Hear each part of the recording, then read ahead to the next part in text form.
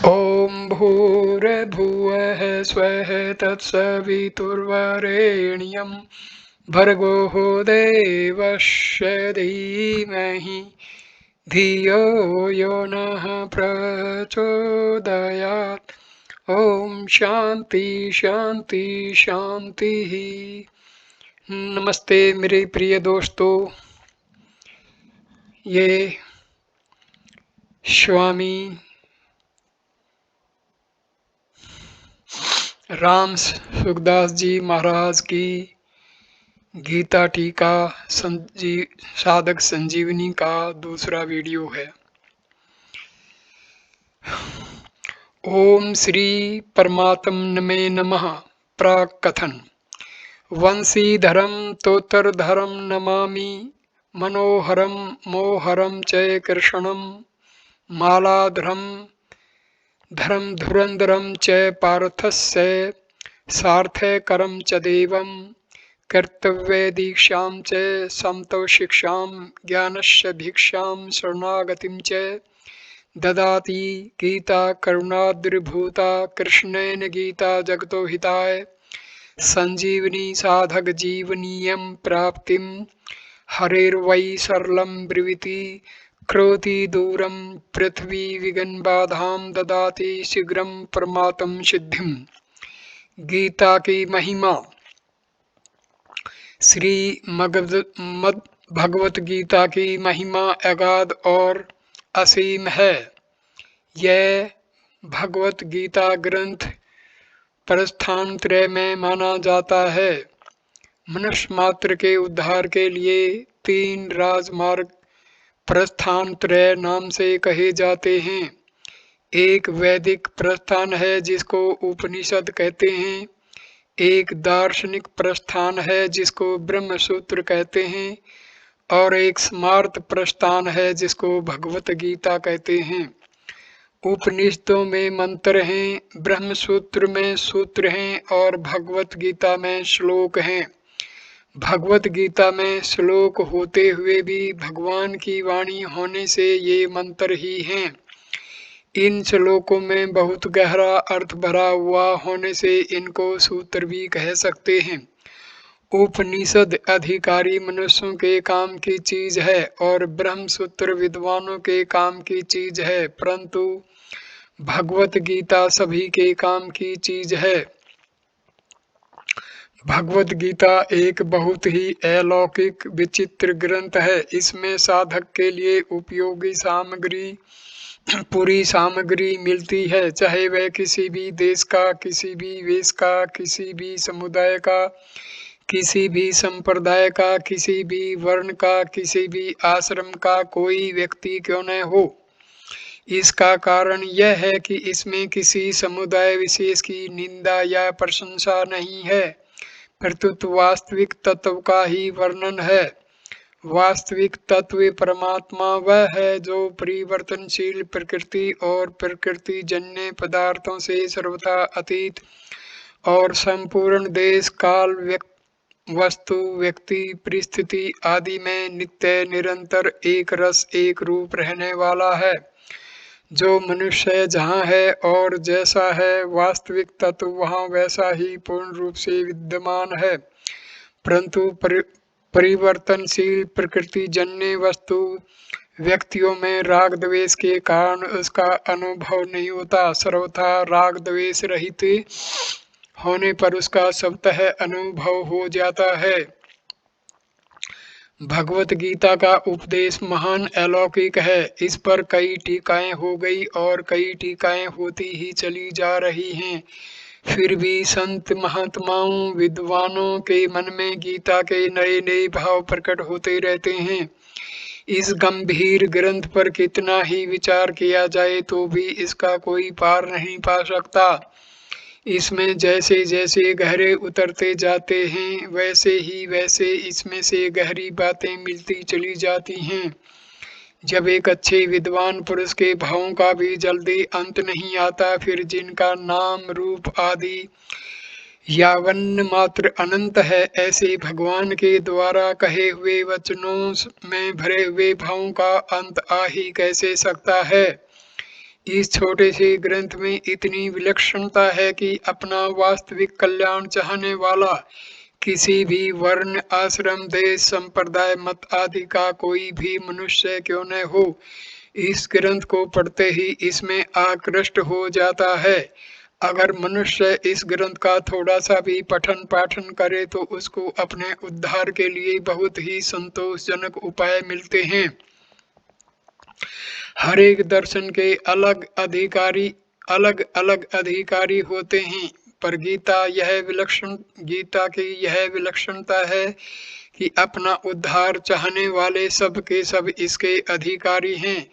भगवत गीता में साधकों का वर्णन करने में, विस्तार पूर्वक समझाने में, एक एक साधन को कई बार कहने में संकोच नहीं किया गया है, फिर भी ग्रंथ का कलेवर नहीं बढ़ा है। इसमें संक्षेप में, विस्तार पूर्वक, यथार्थ और पूरी बात बताने वाला दूसरा कोई ग्रंथ नहीं दिखता।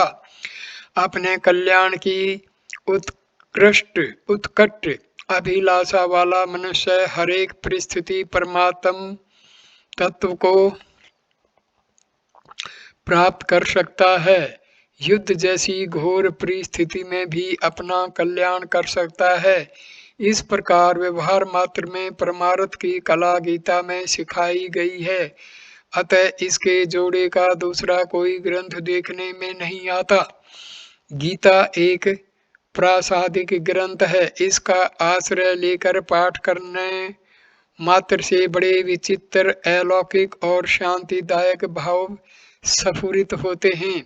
इसका मन लगाकर पाठ करने मात्र से बड़ी शांति मिलती है। इसकी एक विधि यह है कि पहले गीता के पूरे श्लोक अर्थ सहित कंठस्थ कर लिए जाएं, फिर एकांत में बैठकर गीता के अंतिम श्लोक यत्र योगेश्वरः कृष्ण, यहाँ से लेकर गीता के पहले श्लोक धर्मक्षेत्रे कुरुक्षेत्रे, यहाँ तक बिना पुस्तक के उल्टा पाठ किए जाए तो बड़ी शांति मिलती है। यदि प्रतिदिन पूरी गीता एक या अनेक बार पाठ किया जाए तो इससे गीता के विशेष अर्थ स्फुरित होते हैं। मन में तो इससे गीता के विशेष अर्थ मन में कोई शंका होती है तो पाठ करते करते उसका समाधान हो जाता है। वास्तव में इस ग्रंथ की महिमा वर्णन करने में कोई भी समर्थ नहीं है। अनंत महिमाशाली ग्रंथ की महिमा का वर्णन कर ही कौन सकता है। गीता का खास लक्ष्य, गीता किसी वाद को लेकर नहीं चली है, अर्थात द्वैत, अद्वैत, विशिष्टा अद्वैत, द्वैताद्वैत, विशुद्धाद्वैत, अचिंत्य भेदाभेद आदि किसी भी वाद को किसी एक संप्रदाय के किसी एक सिद्धांत को लेकर नहीं चली है। गीता का मुख्य लक्ष्य यह है कि मनुष्य किसी भी वाद, मत, सिद्धांत को मानने वाला क्यों न हो, उसका प्रत्येक परिस्थिति में कल्याण हो जाए। वह किसी भी परिस्थिति में परमात्म प्राप्ति से वंचित न रहे, क्योंकि जीवन मात्र का मनुष्य योनि में जन्म केवल अपने कल्याण के लिए ही हुआ है।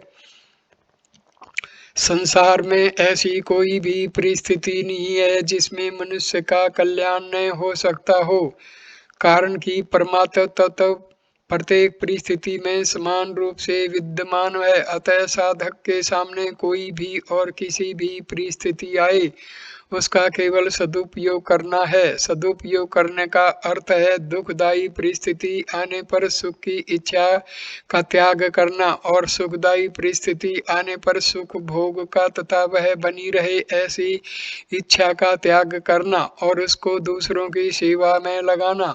इस प्रकार सदुपयोग करने से मनुष्य दुखदायी और सुखदायी दोनों परिस्थितियों से ऊंचा उठ जाता है, और अर्थात उसका कल्याण हो जाता है। सृष्टि से पूर्व परमात्मा में एक ही अनेक रूपों में हो जाऊं, ऐसी संकल्प हुआ। इस संकल्प से एक ही परमात्मा प्रेम वृद्धि की लीला के लिए, प्रेम का आदान प्रदान करने के लिए स्वयं ही श्री कृष्ण और श्री जी राधा जी इन दोनों रूपों में प्रकट हो गए। उन दोनों ने परस्पर लीला करने के लिए एक खेल रचा।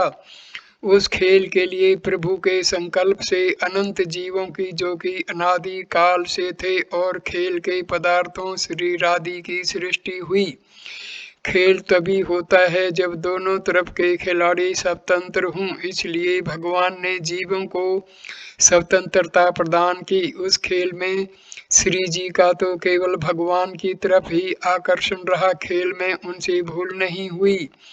अतः श्री जी और भगवान में प्रेम वृद्धि की लीला हुई, परंतु दूसरे जितने जीव थे उन सब ने भूल से संयोग जन्य सुख के लिए खेल के पदार्थों, उत्पत्ति विनाशशील प्रकृति जन्य पदार्थों के साथ अपना संबंध मान लिया, जिससे वे जन्म मरण के चक्कर में पड़ गए।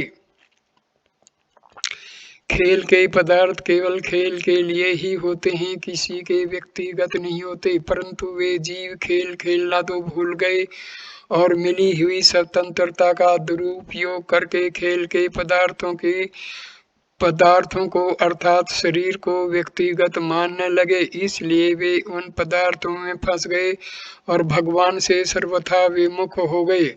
अब अगर वे जीव शरीर आदि उत्पत्ति विनाशशील पदार्थों से विमुख होकर भगवान के सम्मुख हो जाएं, तो वे जन्म मरण का महान दुख से सदा के लिए छूट जाएं। अतः जीव संसार से विमुख होकर भगवान के सम्मुख हो जाएं और भगवान के साथ अपना नित्य योग नित्य संबंध को पहचान लें। इसी के लिए भगवत गीता का अवतार हुआ।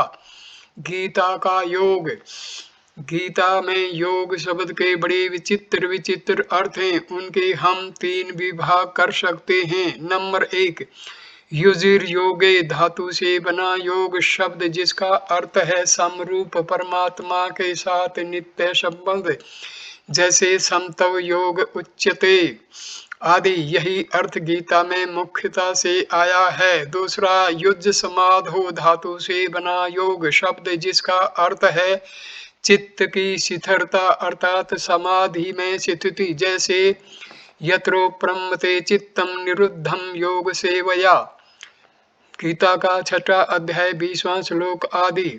तीसरा, युज संयमने धातु से बना योग शब्द, जिसका अर्थ है संयमन सामर्थ्य प्रभाव, जैसे पश्य में योगमयी ईश्वरम 9वां अध्याय 5वां श्लोक आदि। गीता में जहाँ कहीं योग शब्द आया है उसमें उपर्युक्त तीनों में से एक अर्थ की मुख्यता और शेष 2 अर्थों की गौणता है। जैसे युजुर योगे वाले योग शब्द में समता संबंध की मुख्यता है, पर समता आने पर स्थिरता और सामर्थ्य भी स्वतः आ जाती है। युज समाधो वाले योग शब्द में स्थिरता की मुख्यता है, पर स्थिरता आने पर समता और सामर्थ्य भी स्वतः आ जाती है। युज संयम वाले योग शब्द में सामर्थ्य की मुख्यता है, पर सामर्थ्य आने पर समता और स्थिरता भी स्वतः आ जाती है। अतः गीता का योग शब्द बड़ा व्यापक और गंभीरार्थक है। पातंजलि योग दर्शन में चित्तवृत्तियों के निरोध को योग नाम से कहा गया है। योग चित्तवृत्ति निरोध, और उस योग का परिणाम बताया है दृष्टा की स्वरूप में स्थिति हो जाना, तदा दृष्टुम स्वरूपेव स्थानम। इस प्रकार पातंजलि योग दर्शन में योग का जो परिणाम बताया गया है उसी को गीता में योग नाम से कहा गया है। दूसरे अध्याय का 48वां और 6ठे अध्याय का 23वां श्लोक तात्पर्य है कि गीता चित्तवृत्तियों से सर्वथा संबंध विच्छेद पूर्वक स्वतः सिद्ध स्वरूप में स्वाभाविक स्थिति को योग कहती है। उस समता में स्थिति नित्य योग होने पर फिर कभी उससे वियोग नहीं होता, कभी वृत्ति रूपता नहीं होती, कभी विख्यान नहीं होता। वृत्तियों का निरोध होने पर तो निर्विकल्प अवस्था होती है, पर समता में स्थिति होने पर निर्विकल्प बोध होता है। निर्विकल्प बोध अवस्थातीत और संपूर्ण अवस्थाओं का प्रकाशक है। समता अर्थात नित्य योग का अनुभव कराने के लिए गीता में 3 योग मार्गों का वर्णन किया गया है। कर्म योग, ज्ञान योग और भक्ति योग स्थूल, सूक्ष्म और कारण, इन तीनों शरीरों का संसार के साथ अभिन्न संबंध है। अतः इन तीनों को दूसरों की सेवा में लगा दे, यह कर्म योग हुआ। स्वयं इनसे असंग होकर अपने स्वरूप में शिथिल हो जाए, यह ज्ञान योग हुआ। और स्वयं भगवान के समर्पित हो जाए, यह भक्ति योग हुआ। इन तीनों योगों को सिद्ध करने के लिए अर्थात अपना उद्धार करने के लिए मनुष्य को तीन शक्तियां प्राप्त हैं। नंबर 1 करने की शक्ति बल, नंबर 2 जानने की शक्ति ज्ञान और नंबर 3 मानने की शक्ति विश्वास करने की शक्ति। निस्वार्थ भाव से संसार की सेवा करने के लिए है, जो कर्म योग है। जानने की शक्ति अपने स्वरूप को जानने के लिए है, जो ज्ञान योग है। और मानने की शक्ति भगवान को अपना तथा अपने को भगवान का मानकर सर्वथा भगवान के समर्पित होने के लिए है, जो भक्ति योग है। जिसमें करने की रुचि और अधिक है वह कर्म योग का अधिकारी है। जिसमें अपने आप को जानने की जिज्ञासा अधिक है वह ज्ञान योग का अधिकारी है। जिसका भगवान पर दृढ़ श्रद्धा विश्वास अधिक है वह भक्ति योग का अधिकारी है। ये तीनों ही योग मार्ग परमात्म प्राप्ति के स्वतंत्र साधन हैं। अन्य सभी साधन इन तीनों के ही अंतर्गत आ जाते हैं। सभी साधनों का खास काम है जड़ता से संबंध विच्छेद करना। अतः जड़ता से संबंध विच्छेद करने की प्रणालियों साधनों में तो फर्क रहता है, पर जड़ता से संबंध विच्छेद होने पर सभी साधन एक हो जाते हैं। अर्थात अंत में सभी साधनों से एक ही समरूप परमात्म तत्व की प्राप्ति होती है। इस समरूप परमात्म तत्व की प्राप्ति को ही गीता ने योग नाम से कहा है और इसी को नित्य योग कहते हैं। गीता में केवल कर्म योग का, केवल ज्ञान योग का अथवा केवल भक्ति योग का ही वर्णन हुआ हो ऐसी बात भी नहीं है। इसमें उपर्युक्त तीनों योगों के अलावा यज्ञ दान तप ध्यान योग प्राणायाम हठ योग लय योग आदि साधनों का भी वर्णन किया गया है। इसका खास कारण यही है कि गीता में अर्जुन के प्रश्न युद्ध के विषय में नहीं है, प्रत्युत कल्याण के विषय में है। और भगवान के द्वारा गीता कहने का उद्देश्य भी युद्ध कराने का बिल्कुल नहीं है। अर्जुन अपना निश्चित कल्याण चाहते थे। दूसरे अध्याय का 7वां, तीसरे अध्याय का 2 और 5वें अध्याय का 1 श्लोक। इसलिए शास्त्र में जितने कल्याणकारक साधन कहे गए हैं उन संपूर्ण साधनों का गीता में संक्षेप से विशद वर्णन मिलता है। उन साधनों को लेकर ही साधक जगत में गीता का विशेष आदर है। कारण कि साधक चाहे किसी मत का हो, किसी संप्रदाय का हो, किसी सिद्धांत को मानने वाला हो, पर अपना कल्याण तो सबको अभीष्ट है। साधन की 2 शैलियां। जीवन एक तो चेतन मार्ग, जीव में एक तो चेतन परमात्मा का अंश है और एक जड़ प्रकृति का अंश है। चेतन अंश की मुख्यता से वह परमात्मा की इच्छा करता है और जड़ अंश की मुख्यता से वह संसार की इच्छा करता है। इन दोनों इच्छाओं में परमात्मा की इच्छा तो पूरी होने वाली है, पर संसार की इच्छा कभी पूरी होने वाली है ही नहीं। कुछ सांसारिक इच्छाओं की पूर्ति होती हुई दिखने पर भी वास्तव में उनकी निवृत्ति नहीं होती, प्रत्युत संसार की आसक्ति के कारण नई नई कामनाएं पैदा होती रहती हैं। वास्तव में सांसारिक इच्छाओं की पूर्ति अर्थात सांसारिक वस्तुओं की प्राप्ति इच्छा के अधीन नहीं है, प्रत्युत कर्म के अधीन है। परंतु परमात्म की प्राप्ति कर्म के अधीन नहीं है। स्वयं की उत्कट अभिलाषा मात्र से परमात्मा की प्राप्ति हो जाती है। इसका कारण यह है कि प्रत्येक कर्म का आदि और अंत होता है, इसलिए उसका फल भी आदि अंत वाला ही होता है। अतः आदि अंत वाले कर्मों से अनादि अंत परमात्मा कैसे प्राप्त हो सकता है।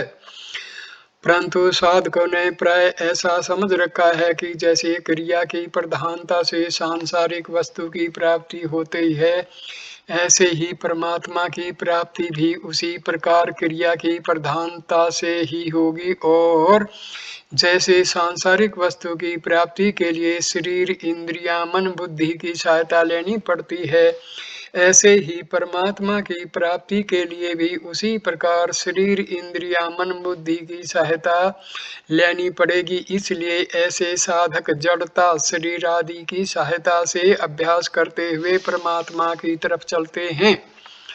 जैसे ध्यान योग में दीर्घ काल तक अभ्यास करते करते अर्थात परमात्मा में चित्त को लगाते लगाते जब चित्त निरुद्ध हो जाता है, तब उसमें संसार की कोई इच्छा न रहने से और स्वयं जड़ होने के कारण परमात्मा को ग्रहण न कर सकने से वह चित्त संसार से उपराम हो जाता है। चित्त के उपराम होने से साधक का चित्त से अर्थात जड़ता से सर्वथा संबंध विच्छेद हो जाता है और वह स्वयं से परमात्म तत्व का अनुभव कर लेता है। गीता छठे अध्याय का 20वां श्लोक। परंतु जो साधक आरंभ से ही परमात्मा के साथ अपना स्वतः सिद्ध नित्य संबंध मानकर और जड़ता से अपना किंचित मात्र भी संबंध न मानकर साधन करता है, उसको बहुत जल्दी और सुगमता पूर्वक परमात्म तत्व का अनुभव हो जाता है। इस प्रकार परमात्म तत्व की प्राप्ति चाहने वाले साधकों के लिए साधन की दो शैलियां हैं। जिस शैली में अंत करने की प्रधानता रहती है अर्थात जिसमें साधक जड़ता की सहायता लेकर साधन करता है, उसको करण सापेक्ष शैली नाम से, और जिस शैली में स्वयं की प्रधानता रहती है अर्थात जिसमें साधक आरंभ से ही जड़ता की सहायता ने लेकर स्वयं से साधन करता है, उसको कर्ण निरपेक्ष शैली नाम से कह सकते हैं। यद्यपि इन दोनों ही साधन शैलियों से परमात्मा तत्व की प्राप्ति करना निरपेक्षता से अथवा स्वयं से जड़ता से सर्वथा संबंध विच्छेद होने पर ही होती है, तथापि कर्ण सापेक्ष शैली से चलने पर उसकी प्राप्ति देरी से होती है और कर्ण निरपेक्ष शैली से चलने पर उसकी प्राप्ति शीघ्रता से होती है। साधन की इन दोनों शैलियों में चार मुख्य भेद हैं। नंबर 1, कारण कर्ण सापेक्ष शैली में जड़ता, शरीर, इंद्रियां, मन, बुद्धि का आश्रय लेना पड़ता है, पर कर्ण निरपेक्ष शैली में जड़ता का आश्रय नहीं लेना पड़ता, प्रत्युत जड़ता से माने हुए संबंध का विच्छेद करना पड़ता है। दूसरा, कर्ण सापेक्ष शैली में एक नई अवस्था का निर्माण होता है, पर कर्ण निरपेक्ष शैली में अवस्थाओं से संबंध विच्छेद होकर अवस्थातीत तत्व का अनुभव होता है। नंबर 3, कर्ण सापेक्ष शैली में प्राकृत शक्तियों सिद्धियों की प्राप्ति होती है, पर कर्ण निरपेक्ष शैली में प्राकृत शक्तियों से संबंध विच्छेद होकर सीधे परमात्म तत्व का अनुभव होता है। चौथा, कर्ण सापेक्ष शैली में कभी तत्काल सिद्धि नहीं मिलती, पर कर्ण निरपेक्ष शैली में जड़ता से सर्वथा संबंध विच्छेद होने पर, अपने स्वरूप में स्थित होने पर अथवा भगवान के शरण होने पर तत्काल सिद्धि मिलती है। पातंजल योग दर्शन में तो योग की सिद्धि के लिए कर्ण सापेक्ष शैली को महत्व दिया गया है, पर गीता में योग की सिद्धि के लिए कर्ण निरपेक्ष शैली को ही महत्व दिया गया है। परमात्मा में मन लग गया तब तो ठीक है, पर मन नहीं लगा तो कुछ नहीं हुआ, यह कर्ण सापेक्ष शैली है। परमात्मा में मन लगे या नहीं लगे कोई बात नहीं, पर स्वयं परमात्मा में लग जाए, यह कर्ण निरपेक्ष शैली है। तात्पर्य यह है कि कर्ण सापेक्ष शैली में परमात्मा के साथ मन बुद्धि का संबंध है और कर्ण निरपेक्ष शैली में मन बुद्धि से संबंध विच्छेद पूर्वक परमात्मा के साथ स्वयं का संबंध है। इसलिए कर्ण सापेक्ष शैली में अभ्यास के द्वारा कर्म से सिद्धि होती है, पर कर्ण निरपेक्ष शैली में अभ्यास की आवश्यकता नहीं है, कारण कि स्वयं का परमात्मा के साथ स्वतः सिद्ध नित्य संबंध नित्य योग है। अतः भगवान से संबंध मानने अथवा जानने में अभ्यास की आवश्यकता नहीं है। जैसे विवाह होने पर स्त्री पुरुष को अपना पति मान लेती है, तो ऐसा मानने के लिए उसको कोई अभ्यास नहीं करना पड़ता। इसी तरह किसी के बताने पर यह गंगा जी हैं, ऐसा जानने के लिए भी कोई अभ्यास नहीं करना पड़ता। करण सापेक्ष शैली तो अपने लिए साधन करने क्रिया की मुख्यता रहती है, पर कर्ण निरपेक्ष शैली में जानने, विवेक और मानने भाव की मुख्यता रहती है। मेरी जड़ता शरीर आदि से संबंध है ही नहीं, ऐसा अनुभव न होने पर भी जब साधक इसको आरंभ से ही दृढ़ता पूर्वक मान लेता है, तब उसे ऐसा ही स्पष्ट अनुभव हो जाता है जैसे वह मैं शरीर हूँ और शरीर मेरा है इस प्रकार गलत मान्यता करके बंधा था, ऐसे ही मैं शरीर नहीं हूँ और शरीर मेरा नहीं है इस प्रकार सही मान्यता करके मुक्त हो जाता है। क्योंकि मानी हुई बात न मानने से मिट जाती है, यह सिद्धांत है। इस बात को भगवान ने गीता में कहा है कि अज्ञानी मनुष्य शरीर से संबंध जोड़कर उससे होने वाली क्रियाओं का कर्ता अपने को मान लेता है। अहंकार विमूढ़ात्मा कर्ता ही मिति मन्यते, परंतु ज्ञानी मनुष्य उन क्रियाओं का कर्ता अपने को नहीं मानता। नैव किंचित करोमिति युक्तो मन्येत तत्वित्। 5वां अध्याय 8वां श्लोक। तात्पर्य यह हुआ कि अवास्तविक मान्यता को मिटाने के लिए वास्तविक मान्यता करनी जरूरी है। मैं हिंदू हूँ, मैं ब्राह्मण हूँ, मैं साधु हूँ आदि मान्यताएं इतनी दृढ़ होती हैं कि जब तक इन मान्यताओं को स्वयं नहीं छोड़ता, तब तक इनको कोई दूसरा नहीं छुड़ा सकता। ऐसे ही मैं शरीर हूँ, मैं करता हूँ आदि मान्यताएं भी इतनी दृढ़ हो जाती हैं कि उनको छोड़ना साधक को कठिन मालूम देता है, परंतु ये लौकिक मान्यताएं अवास्तविक, असत्य होने के कारण सदा रहने वाली नहीं हैं, प्रत्युत मिटने वाली हैं। इसके विपरीत मैं शरीर नहीं हूँ, मैं भगवान का हूँ आदि मान्यताएं वास्तविक, सत्य होने के कारण कभी मिटती ही नहीं, प्रत्युत उनकी विस्मृति होती है, उनसे विमुक्ता होती है। इसलिए वास्तविक मान्यता दृढ़ होने पर मान्यता रूप से नहीं रहती, प्रत्युत बोध अनुभव में परिणत हो जाती है। यद्यपि गीता में कर्ण सापेक्ष शैली का भी वर्णन किया गया है, जैसे चौथे अध्याय के 24वें 30वें तक तथा 34वें श्लोक छठे अध्याय के 10वें से 28वें तक, 8वें अध्याय के 8वें से 16वें तक और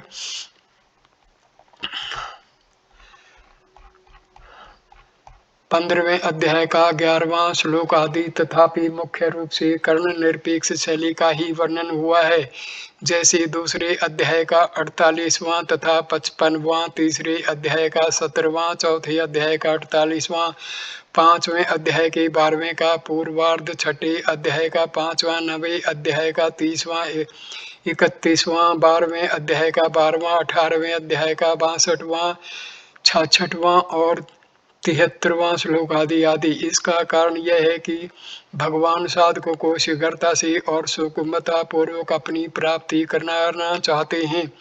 दूसरी बात, अर्जुन ने युद्ध की परिस्थिति प्राप्त होने के समय अपने कल्याण का उपाय पूछा है, अतः उनके कल्याण के लिए कर्ण निरपेक्ष शैली ही काम में आ सकती है, क्योंकि कर्ण निरपेक्ष शैली में मनुष्य प्रत्येक परिस्थिति में और संपूर्ण शस्त्र विहित कर्म करते हुए भी अपना कल्याण कर सकता है। इसी शैली के अनुसार अभ्यास किए बिना अर्जुन का मोह नाश हुआ और उनको समृद्धि की प्राप्ति हुई। 18वें अध्याय का 73वां श्लोक। साधन की कर्ण निरपेक्ष शैली सबके लिए समान रूप से उपयोगी है, क्योंकि इसमें किसी विशेष योग्यता, परिस्थिति आदि की आवश्यकता नहीं है। इस शैली में केवल परमात्मा प्राप्ति की उत्कट अभिलाषा होने से ही तत्काल जड़ता से संबंध विच्छेद होकर नित्य प्राप्त परमात्म तत्व का अनुभव हो जाता है। जैसे कितने ही वर्षों का अंधेरा हो, एक दिया सलाई जलाते ही वह नष्ट हो जाता है, ऐसे ही जड़ता के साथ कितना ही पुराना अनंत जन्मों का संबंध हो, परमात्म प्राप्ति की उत्कट अभिलाषा होते ही वह मिट जाता है। इसलिए उत्कट अभिलाषा कर्ण सापेक्षता से होने वाली समाधि से भी ऊंची चीज है। ऊंची से ऊंची निर्विकल समाधि हो, उससे भी व्युत्थान होता है और फिर व्यवहार होता है, अर्थात समाधि का भी आरंभ और अंत होता है। जब तक आरंभ और अंत होता है तब तक जड़ता के साथ संबंध है। जड़ता से संबंध विच्छेद होने पर साधन का आरंभ और अंत नहीं होता, प्रत्युत परमात्मा से नित्य योग का अनुभव हो जाता है। वास्तव में देखा जाए तो परमात्मा से वियोग कभी हुआ ही नहीं, होना संभव ही नहीं। केवल संसार से माने हुए संयोग के कारण परमात्मा से वियोग प्रतीत हो रहा है। संसार से माने हुए योग का त्याग करते ही परमात्म तत्व के अभिलाषी मनुष्य को तत्काल नित्य योग का अनुभव हो जाता है और उसमें स्थायी स्थिति हो जाती है। अंतःकरण को शुद्ध करने की आवश्यकता भी कर्ण सापेक्ष शैली में ही है, कर्ण निरपेक्ष शैली में नहीं। जैसे कलम बढ़िया होने से लिखाई तो बढ़िया हो सकती है पर लेखक बढ़िया नहीं हो जाता, ऐसे ही कर्ण अंतःकरण शुद्ध होने से क्रियाएं तो शुद्ध हो जाती हैं पर कर्ता शुद्ध नहीं हो जाता। कर्ता शुद्ध होता है अंतःकरण से संबंध विच्छेद होने से, क्योंकि अंतःकरण से अपना संबंध मानना ही मूल अशुद्धि है। नित्य प्राप्ति परमात्म तत्व के साथ जीव का नित्य योग स्वतः सिद्ध है, पर उसकी प्राप्ति में कर्ण की सापेक्ष नहीं अपेक्षा नहीं है, केवल उधर दृष्टि डालनी है। जैसा कि श्री रामचरितमानस में आया है, शंकर सहज स्वरूप सम्हारा, अर्थात भगवान शंकर ने अपने सहज स्वरूप को संभाला, उसकी तरफ दृष्टि डाली। संभाली चीज वह होती है जो पहले से ही हमारे पास हो और केवल दृष्टि डालने से पता लग जाए कि यह है। ऐसे ही दृष्टि डालने मात्र से नित्य योग का अनुभव हो जाता है, परंतु सांसारिक सुख की कामना, आशा और भोग के कारण उधर दृष्टि डालने में, उसका अनुभव करने में कठिनता मालूम देती है। जब तक सांसारिक भोग और संग्रह की तरफ दृष्टि है तब तक मनुष्य में यह ताकत नहीं है कि वह अपने स्वरूप की तरफ दृष्टि डाल सके। अगर किसी कारण से, किसी खास विवेचन से उधर दृष्टि चली भी जाए तो उसका स्थायी रहना बड़ा कठिन है, कारण कि नाशवान पदार्थों की जो प्रियता भीतर में बैठी हुई है वह प्रियता भगवान के स्वतः सिद्ध संबंध को समझने नहीं देती, और समझ में आ जाए तो शिथिल नहीं रहने देती। हाँ, अगर उत्कट अभिलाषा जागृत हो जाए कि वह उस तत्व का अनुभव कैसे हो, तो इस अभिलाषा में यह ताकत है कि यह संसार की आसक्ति का नाश कर देगी। गीतोक्त कर्म योग ज्ञान योग भक्ति योग तीनों ही साधन कर्ण निरपेक्ष अर्थात स्वयं से होने वाले हैं। कारण की क्रिया और पदार्थ अपने और अपने लिए नहीं है, परंतु दूसरों और दूसरों की सेवा के लिए है। मैं शरीर नहीं हूँ और शरीर मेरा नहीं है, मैं भगवान का हूँ और भगवान मेरे हैं। इस प्रकार विवेक पूर्वक किया गया विचार अथवा मान्यता कर्ण सापेक्ष अभ्यास नहीं है, क्योंकि इसमें जड़ता से संबंध विच्छेद। अतः कर्म योग में स्वयं ही जड़ता त्याग करता है, ज्ञान योग में स्वयं ही स्वयं को जानता है और भक्ति योग में स्वयं ही भगवान के शरण होता है। गीता की साधक संजीवनी टीका में भी साधन की कर्ण निरपेक्ष शैली को ही मुख्यता दी गई है, क्योंकि साधकों का शीघ्रता से और सुगमता पूर्वक कल्याण कैसे हो, इस बात को सामने रखते हुए ही यह टीका लिखी गई है। टीका के संबंध में छोटी अवस्था में ही, ये स्वामी राम सुखदास कह रहे हैं, छोटी अवस्था से ही मेरी गीता में विशेष रुचि रही है। गीता का गंभीरता पूर्वक मनन विचार करने से तथा अनेक संत महापुरुषों के संग और वचनों से मुझे गीता के विषय को समझने में बड़ी सहायता मिली। गीता में महान संतोष देने वाले अनंत विचित्र विचित्र भाव भरे पड़े हैं। उन भावों को पूरी तरह समझने की और उनको व्यक्त करने की मेरे में सामर्थ्य नहीं है, परंतु जब जब गीता प्रेमी सज्जनों ने विशेष आग्रह किया, हट किया तब गीता के मार्मिक भावों का अपने को बोध हो जाए तथा और कोई मनन करे तो उसको भी इनका बोध हो जाए, इस दृष्टि ही गीता की व्याख्या लिखवाने में प्रवृत्ति हुई। सबसे पहले एक 12वें अध्याय की व्याख्या लिखवाई। इसको संवत 2030 में गीता का भक्ति योग नाम से प्रकाशित किया गया। इसके कुछ वर्षों बाद 13वें और 14वें अध्याय की व्याख्या लिखवाई, जिसको संवत 2035 में गीता का ज्ञान योग नाम से प्रकाशित कराया गया। इसको लिखवाने के बाद ऐसा विचार हुआ कि कर्म योग, ज्ञान योग, भक्ति योग तीनों योग हैं, अतः इन तीनों ही योगों पर 3 पुस्तकें तैयार हो जाएं तो ठीक रहेगा। इस दृष्टि से पहले 12वें अध्याय की व्याख्या संशोधन परिवर्धन किया गया और उसके साथ 15वें अध्याय की व्याख्या को भी सम्मिलित करके संवत 2039 में गीता का भक्ति योग द्वितीय संस्करण नाम से प्रकाशित किया गया। फिर तीसरे, चौथे और 5वें अध्याय की व्याख्या लिखवाई। इसको गीता का कर्म योग नाम से 2 खंडों में प्रकाशित हुआ किया गया। इसका प्रकाशन विलंब से संवत 2040 में हुआ। उपर्युक्त गीता का भक्ति योग, गीता का ज्ञान योग और गीता का कर्म योग, इन तीनों पुस्तकों में लिखने की शैली कुछ और रही।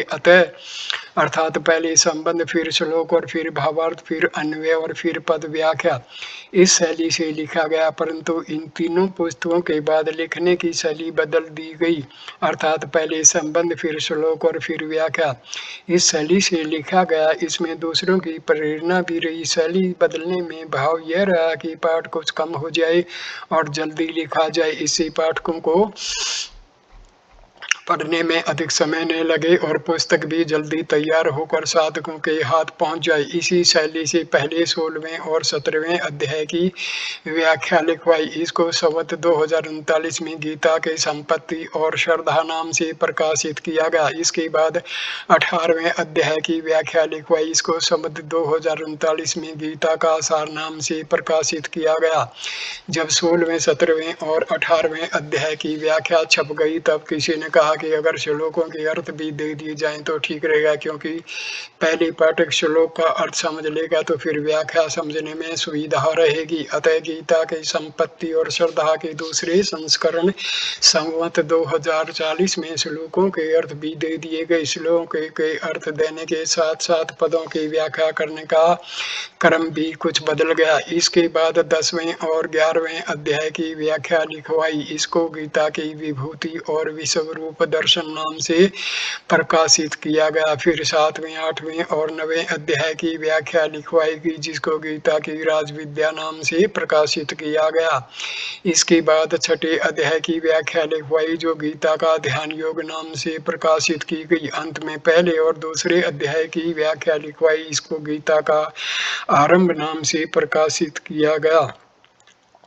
ये चारों पुस्तकें संवत 2041 में प्रकाशित हुई।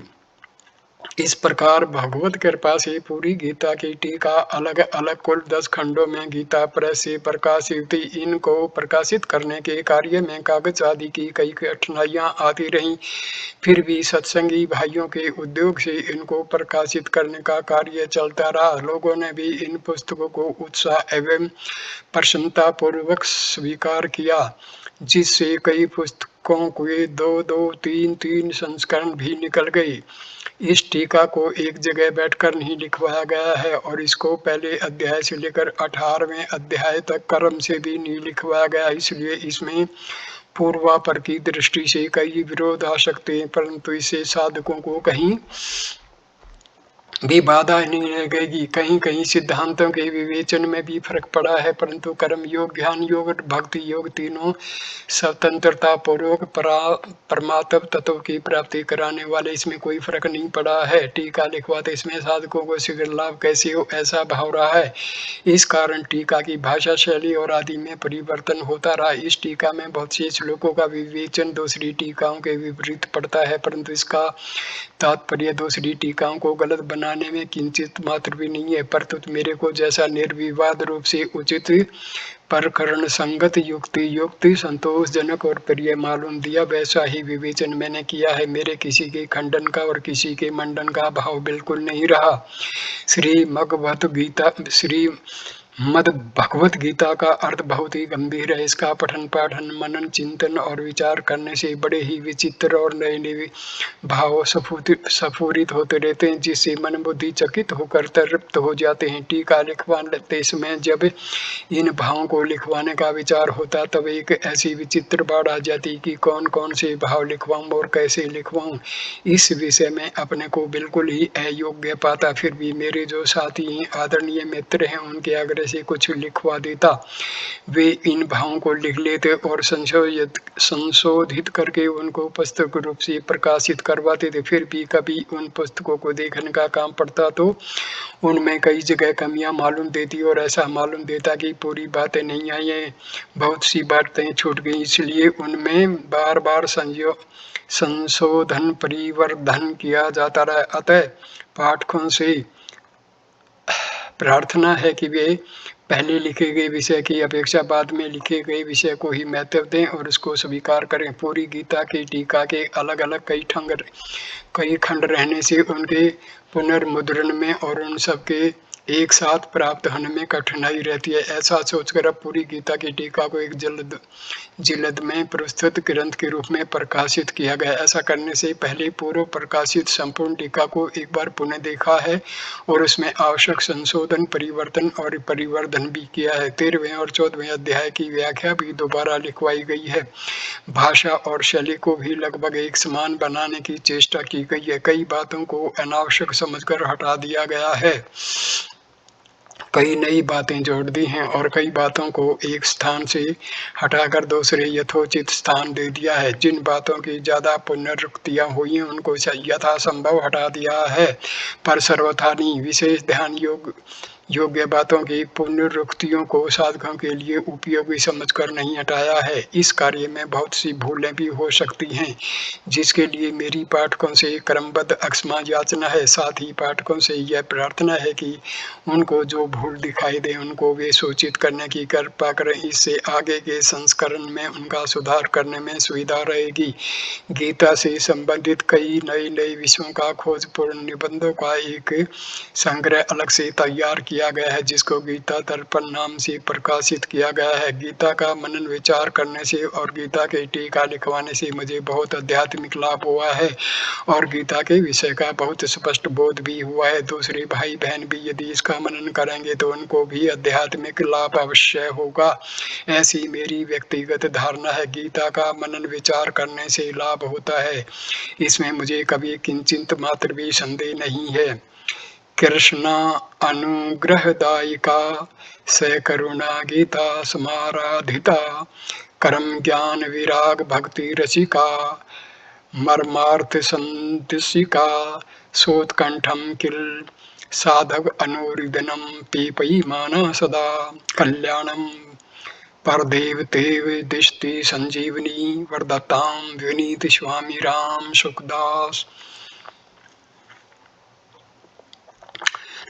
कर्म ज्ञान वैराग्य और भक्ति के रस से परिपूर्ण इस करुणामयी गीता की भली भांति उपासना की जाए, मनन किया जाए, अर्थ को गहराई से समझा जाए तो यह भगवान श्री कृष्ण की कृपा प्रदान करने वाली है। साधकों के द्वारा उत्कंठा पूर्वक सदा बार बार पान की जाने वाली गीता के पदों का मार्मिक अर्थ दिखाने वाली और इष्ट देव के समान कल्याण प्रदान करने वाली है साधक संजीवनी निरंतर वृद्धि को प्राप्त हो। इस वीडियो को दोस्तों मैं यहीं पर विराम देता हूं और अब 18 अध्याय हैं गीता के, तो हम सभी अध्यायों की कोशिश करेंगे, सभी अध्यायों को हम जो है आप तक पहुंचाएं। धन्यवाद मेरे दोस्तों, नमस्कार।